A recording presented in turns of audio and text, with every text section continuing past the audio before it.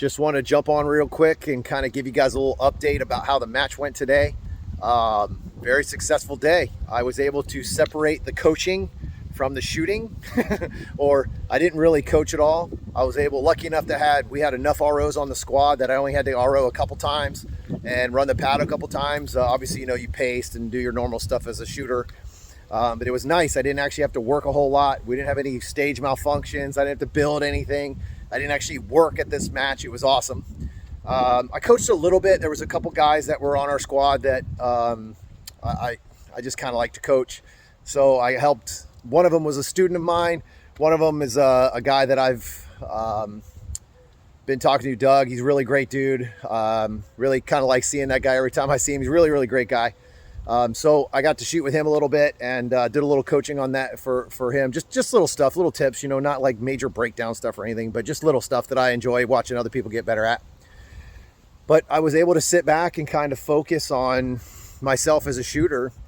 And other than like 2 mental brain farts where I forgot to hold on to the gun and do the fundamental part that I know that I'm supposed to do, I had a great match. I had, I think, three Delta, which not holding the gun, 1 mic, not holding the gun, one of the Deltas and a mic was in the same stage. And it's just one of those things, man. It's just like I just wasn't 100% focused on shooting, and I kind of let the fundamentals fall off just a little bit while I was shooting. So that's where those mistakes came from. But I think I had like 36 Charlies, but the big thing for me was my time. I was right back where I was supposed to be. I think I won. I think I was like 10 seconds faster than everybody else, or 7 seconds faster. It was something really good, in my opinion. I was shooting against another Grandmaster open shooter that I was kind of basing my times off of. I had a couple mistakes, didn't have a couple of good reloads. I had really weird fumbled reloads, just stuff that I just wasn't focusing on during the walkthrough. So I kind of fumbled those during the stage. Stuff that I know better to do, and I didn't. And then, so it was a great match. It was 8 stages.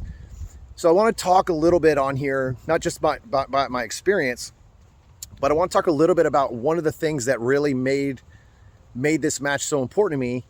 Was there's a lot of things that go on at this match that are not conducive to good shooting. So it's 3 hours away.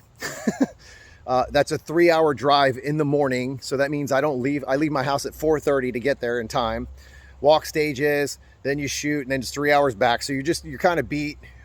8 stages is a lot, especially for a local match that you drove 3 hours to early in the morning.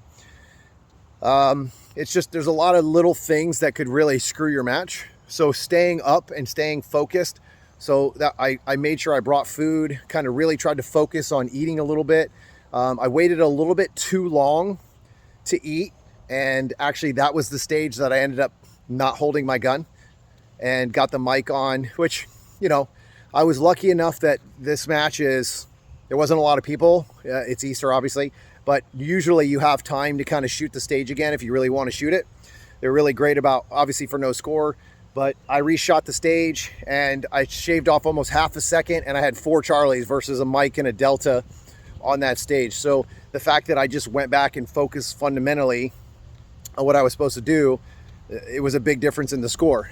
But again, having to do that all the time and not getting that reshoot is important, right? But understanding how to fix it or not to allow it to happen. So the rest of the match, I crushed the fundamentals because I wasn't going to let that happen again.